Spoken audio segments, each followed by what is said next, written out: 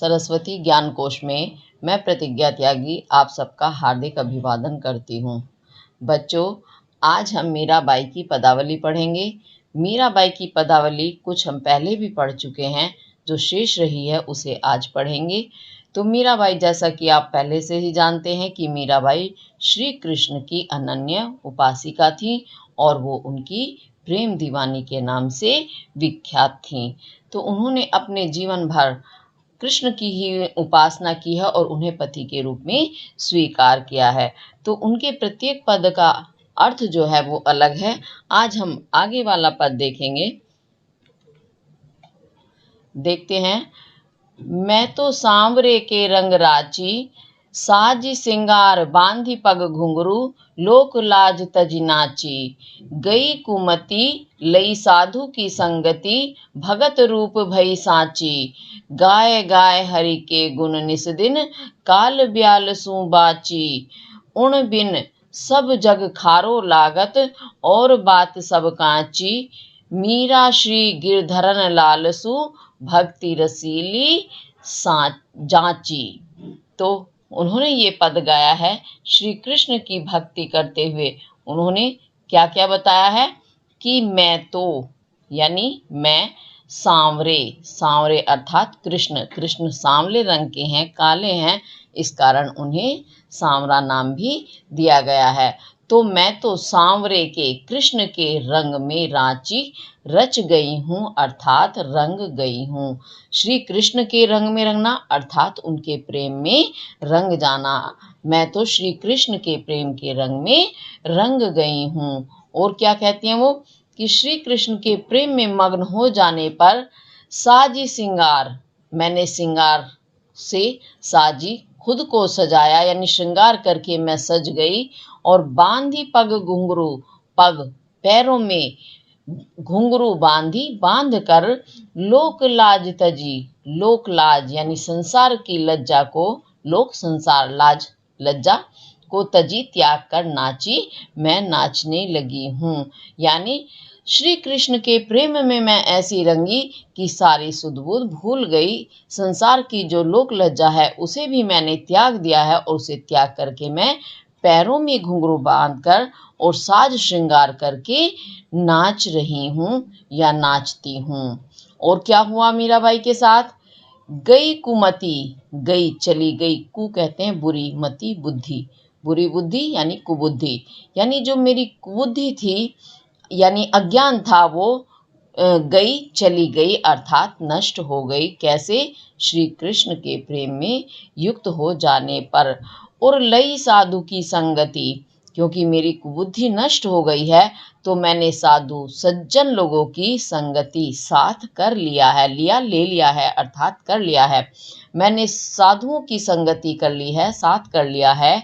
और भगत रूप भई, और मैं भक्त का रूप हो करके साची सत्य के दर्शन कर पा रही हूँ या सत्य का मैं साक्षात्कार कर रही हूँ। किस रूप में? भगत रूप भई, भगत यानी भक्त के रूप में होकर के, क्योंकि श्री कृष्ण उनके ईश्वर हैं और वो उनकी भक्तिन हैं, भगतनी हैं या सेविका हैं।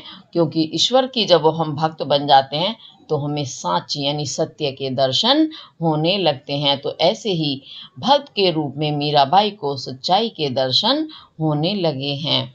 और क्या क्या हुआ? गाय गाय हरि के गुण निस दिन, गाय गाय यानी गा गा कर हरि कृष्ण के गुणों को, कब? निस दिन, निस प्रति रोजाना, दिन दिन जानते हैं, निस दिन यानी हर दिन, हर दिन हरि के गुणों का गान करते करते मैं काल ब्याल सु बाची, काल, काल जानते हैं मृत्यु, ब्याल सर्प यानी सांप, तो मैं मृत्यु या काल रूपी सर्प सु यानी से, बाची बच गई, यानी ये काल रूपी जो सर्प है मैं उससे बच गई। कैसे? ईश्वर का भजन करते करते दिन रात। क्योंकि जब हम ईश्वर का भजन करते हैं तो क्या होता है? हमें ईश्वर का साक्षात्कार हो जाता है, यानी उनके दर्शन हो जाते हैं, परमात्मा से आत्मा का मिलन हो जाता है और जिसे कहते हैं मोक्ष, अर्थात मोक्ष की प्राप्ति हो जाती है। और मोक्ष की प्राप्ति हो जाने पर क्या होता है?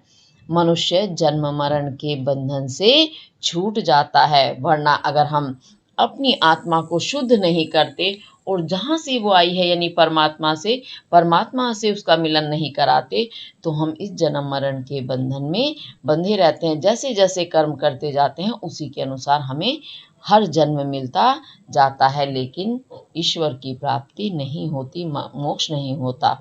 तो मीराबाई दिन रात कृष्ण जी का गुणगान करती हैं, इसी कारण वो मृत्यु रूपी सर्प से बच गई हैं, अर्थात उन्हें मोक्ष की प्राप्ति हो गई है।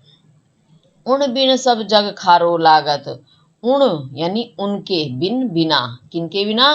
कृष्ण के बिना सब जग, सब सारा जग, जगत अर्थात संसार, खारो लागत, मुझे अब खारा लगता है। खारा समझते हैं? जिसमें नमक का स्वाद होता है, पानी में नमक मिला हुआ होता है, वो खारा कहलाता है। और खारा पानी कैसा होता है? किसी भी काम का नहीं होता। आप उसे पी नहीं सकते, आप उससे अपना कोई दैनिक कार्य भी नहीं कर सकते। यानी वस्त्र धोने लगो तो वस्त्र नहीं धुलेंगे, आप उसमें नहाओ तो नहा नहीं पाओगे। तो वो खारा पानी व्यर्थ होता है। तो वो मीराबाई यही बता रही हैं कि श्री कृष्ण के प्राप्त हो जाने पर अब मुझे उनके बिना जितना भी ये सारा संसार है सब मुझे व्यर्थ, खारा लगता है। अब इस संसार का कोई मायने नहीं है, व्यर्थ है। और बात सब कांची, और कृष्ण के बिना और जितनी भी बातें हैं सारी की सब यानी सारी की सारी सब काची, कच्ची हैं। कच्ची यानी बेकार है। कच्चा क्या होता है?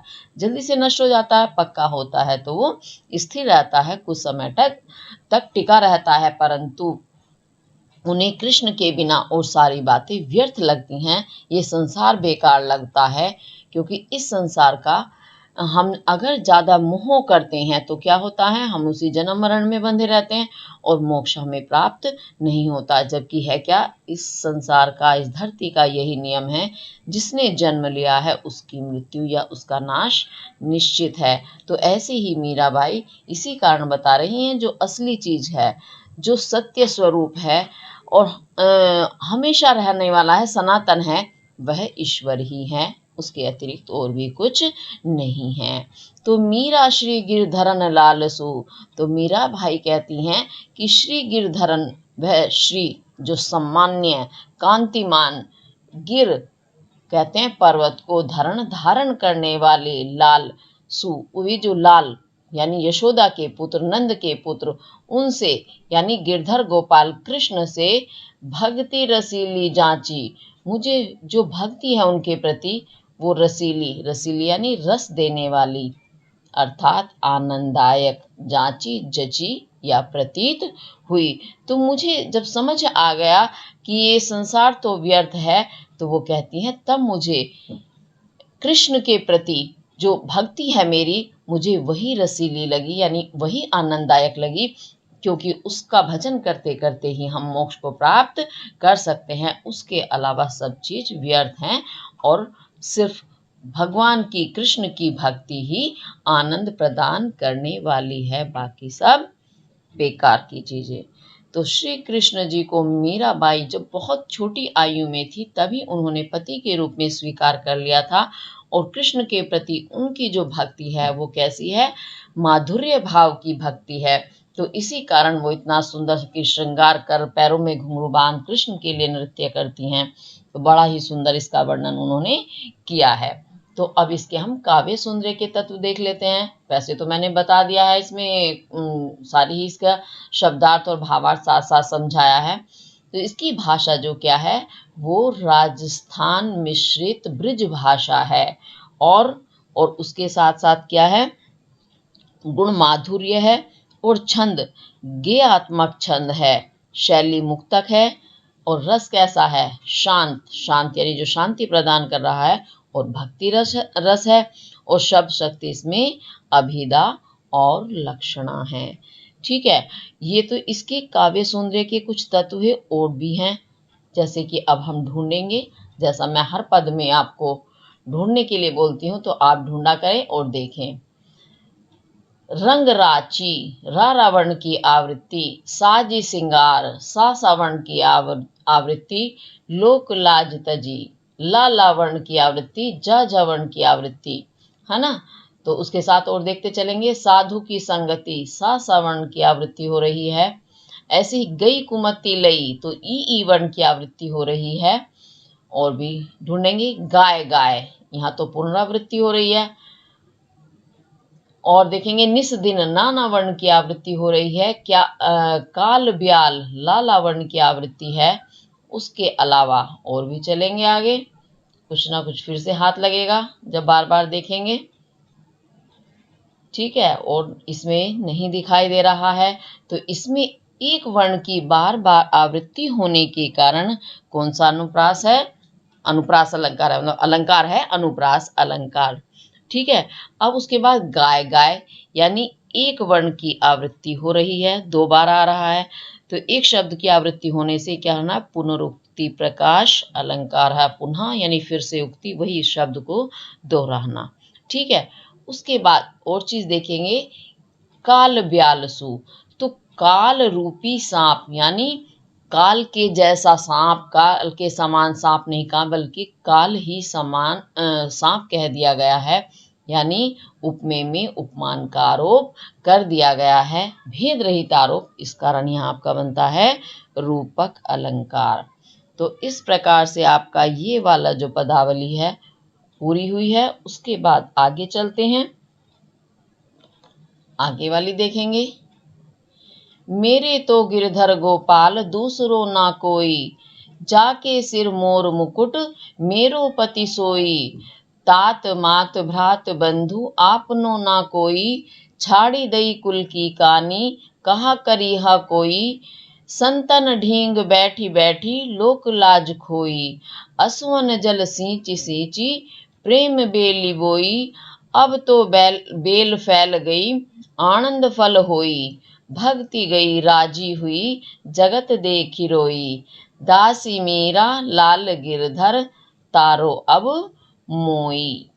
बहुत सुंदर वर्णन है, ये भी देखेंगे कैसे वो मीराबाई इसमें अपने भावों को व्यक्त कर रही हैं, बिल्कुल भावयुक्त होकर के। मेरे तो, यानी मेरे तो गिरधर, गिर पर्वत को, धर धारण करने वाले, पर्वत को धारण करने वाले हैं कृष्ण। क्योंकि आपको याद होगा कि इंद्र के प्रकोप से अपने ब्रज गांव को बचाने के लिए कृष्ण ने गोवर्धन पर्वत को अपनी अंगुली पर उठा लिया था, इसी कारण उनका नाम पड़ा गिरधर। गोपाल, गो गायों को, पाल पालने वाले यानी ग्वाले, तो ग्वाले यानी गोपाल, उनका कृष्ण का ही नाम पड़ा क्योंकि वो गायों को पालते थे। दूसरो ना कोई, दूसरा कोई भी नहीं है। तो मीराबाई इस पंक्ति में कह रही हैं कि मेरे तो मात्र गिरधर गोपाल हैं और दूसरा कोई भी मेरा नहीं है। कैसे हैं वो गिरधर गोपाल? जाके सिर, यानी जाके, जिसके सिर पर मोर मुकुट, मोर के पंखों का मुकुट लगा हुआ है, मेरो पति सोई, मेरो मेरा पति, पति जानते हैं हम, सोई वही, वही मेरा पति है जिसके सिर पर मोर का मुकुट, मोर के पंखों का मुकुट लगा हुआ है। तो मैंने आपको पहले भी बताया था कि मीराबाई ने बहुत छोटी अवस्था में, 8 वर्ष की अवस्था में कृष्ण को पति के रूप में स्वीकार कर लिया था। तो तात मात भ्रात बंधु, तात कहते हैं पिता, मात माता, भ्रात भाई, और बंधु परिवार जन, परिवार के लोग, आपनो ना कोई, आपनो यानी अपना, मेरा, ना कोई, कोई भी नहीं है, माता पिता भाई बंधु मेरा अपना कोई भी नहीं है, छाड़ी दई कुल की कानी, और मैंने क्या किया है? छाड़ी दई यानी छोड़ दी, कुल वंश की, कानी मर्यादा को, मैंने कुल की कानी मर्यादा को छाड़ी दई, छोड़ दिया है, त्याग दिया है। कहा करी है कोई, अब कोई क्या कर सकता है, यानी कोई कर सके तो कर लो, वैसे अब मेरा कोई कुछ भी नहीं कर सकता। क्योंकि आपको पता होगा कि ये मीराबाई जो है बड़े ही अच्छे संपन्न परिवार से थी, राजवंश परिवार से थी। तो विवाह होकर भी ये राजा के परिवार में आई। इनकी पति की मृत्यु हो जाने पर ये पूरी तरह से, पहले तो घर में ही रहकर कृष्ण भक्ति करती थी, लेकिन जब इनकी पति की मृत्यु हो गई तो ये साधु संतों के साथ बैठने लगी, सत्संगति करने लगी और मंदिरों में कृष्ण जी की प्रतिमा के सामने नृत्य करती थी, नाचती थी। तो इस कारण घर वाले इनसे बहुत परेशान थे और वो उन्हें बहुत अलग अलग तरीके से सताते थे, ससुराल वाले। तो इसीलिए वो इसी बात पर उन्होंने कहा है कि छाड़ी दई कुल की कहानी, यानी मैंने कुल की मर्यादा को छोड़ दिया है। कहा करी है कोई, अब मेरा कोई क्या कर सकता है, अर्थात कुछ नहीं कर सकता। संतन ढींग बैठी बैठी, संतन यानी संतों के ढींग साथ, बैठी बैठी बैठ बैठ कर लोक लाज खोई, मैंने लोक लज्जा को खोई, खो दिया है। यानी अब मुझे किसी की परवाह नहीं है, मैंने जो लोक मर्यादा है उसको भी समाप्त कर दिया है, क्योंकि मैं संतों के साथ बैठती हूँ और सत्संगति से ज्ञान प्राप्त करती हूँ। असवन जल सींची सींची, असवन यानी आंसुओं के जल, जल से सींची सींची, सींच सींच कर, यानी मैंने अपने आंसुओं के जो जल है उससे सींचा है। किसको? प्रेम बेली, प्रेम की बेली, बेल को बोई, बोया है।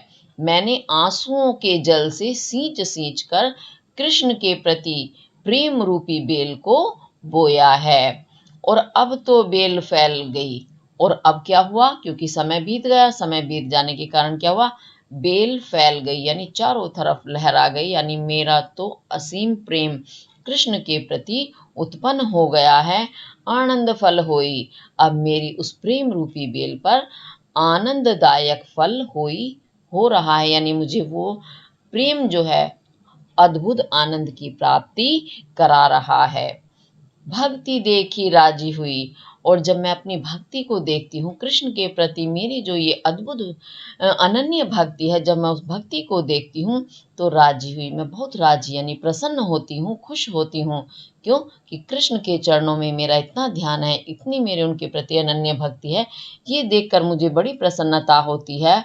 परंतु जगत देख रोई, लेकिन जब इस जगत को, संसार को देखती हूँ तो रोई, मैं रोने लगती हूँ। क्यों? ये जगत हमेशा दुख का ही कारण है, विनाश का ही कारण है, जो हमें हमेशा कष्ट देता है। और ऐसा देख करके कि दुखों से भरा हुआ है, ये देखकर मुझे बड़ा ही रोना आता है। क्योंकि जब हम ईश्वर की भक्ति करते हैं तो उससे तो हमें अद्भुत आनंद की प्राप्ति होती है, शांति की प्राप्ति होती है, लेकिन संसार में तो सिर्फ दुख ही दुख हैं जो रोने का कारण है। तो दासी मीरा, मीरा दासी कहती हैं कि तो मैं तो दासी किसकी? लाल गिरधर, उन गिरधर श्री कृष्ण की मैं दासी हूँ। तारो अब मोई, हे कृष्ण अब तुम मुझे तार, मोई मुझे, तारो तार दो यानी पार लगा दो, इस संसार रूपी भव सागर से मुझे पार कर दो, यानी मुझे मोक्ष प्रदान कर दो, आत्मा को परमात्मा से मिला दो। ऐसी वंदना मीराबाई श्री कृष्ण से करती हैं। तो बड़ा ही सुंदर उन्होंने वर्णन किया, अपने भावों को यथार्थ रूप में प्रकट किया है। अभी आपको समझ में आया होगा। इसके भी काव्य सौंदर्य के तत्व देख लेते हैं। भाषा आपकी वही राजस्थानी मिश्रित ब्रज भाषा है, गुण इसमें प्रसाद है, शैली मुक्तक है, और रस आपका भक्ति रस भी है और शांत रस भी है। छंद आपका गीतात्मक है, गीतात्मक यानी इसे हम गा करके पढ़ सकते हैं, इसे आप गेयात्मक भी बोल सकते हैं। उसके बाद अब हम इसमें अलंकार ढूंढेंगे। गिरधर गोपाल गा वर्ण की आवृत्ति हो रही है, और मोर मुकुट मामा वर्ण की आवृत्ति हो रही है। तात मात भ्रात ताता वर्ण की आवृत्ति हो रही है। और देखेंगे कुल की कानी कहाँ करी है कोई, का वर्ण की आवृत्ति है पूरी पंक्ति में।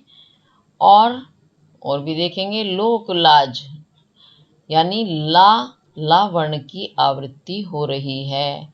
ढूंढते चलो, बहुत सारा कुछ मिलेगा। सींची सींची में तो पुनरावृत्ति हो गया। अब आगे देखेंगे, देखते चलो। दासी मीरा लाल गिरधर तारो अब मोई। तो इसमें मीरा में रा वर्ण है, गिरधर में भी रा वर्ण है, तारों में भी रा वर्ण है। इस कारण आपका यहाँ वर्णों की आवृत्ति होने के कारण अनुप्रास अलंकार बनता है। उसके बाद और क्या है, एक शब्द को बार बार दोहराना यानी फिर से बोलना, वो कहलाता है पुनरुक्ति। बैठी बैठी, सींची सींची। तो यहाँ एक पद की आवृत्ति 2 बार हो रही है, इस कारण ये आपका बन गया है यहाँ पुनरुक्ति प्रकाश अलंकार। और उसके साथ और भी देख लेते हैं आपको, जैसे अस्वन जल यानी आंसू रूपी जल से, यानी आंसुओं के समान जल नहीं बल्कि आंसू रूपी जल है। तो यहाँ आपका उपमेय में उपमान का भेद रहित आरोप होने के कारण कौन सा अलंकार हो गया है, रूपक अलंकार। ऐसे ही प्रेम बेली यानी प्रेम रूपी बेल, उपमेय में उपमान का आरोप होने के कारण यहाँ भी आपका बन गया रूपक अलंकार। और आनंद फल यानी आनंद रूपी फल, ये भी रूपक का ही उदाहरण है। तो इस तरह से आपका ये पूरा पद हुआ। और ऐसा ही जैसा कि मीराबाई जी ने ये पद का गुणगान किया है, सूरदास जी भी श्री कृष्ण के परम भक्त थे, तो उन्होंने भी श्री कृष्ण की ऐसे ही विनती करते हुए कहा था, एक पद बड़ा ही सुंदर पद है, उसे आप भाव साम्य में लिख सकते हैं। जो हम भले बुरे तो तेरे, तू ही हमारी लाज बढ़ाई, बिनती सुनी प्रभु मेरे। तो आप इसे भाव साम्य में लिखेंगे, ऐसा ही है बिल्कुल ये पद भी।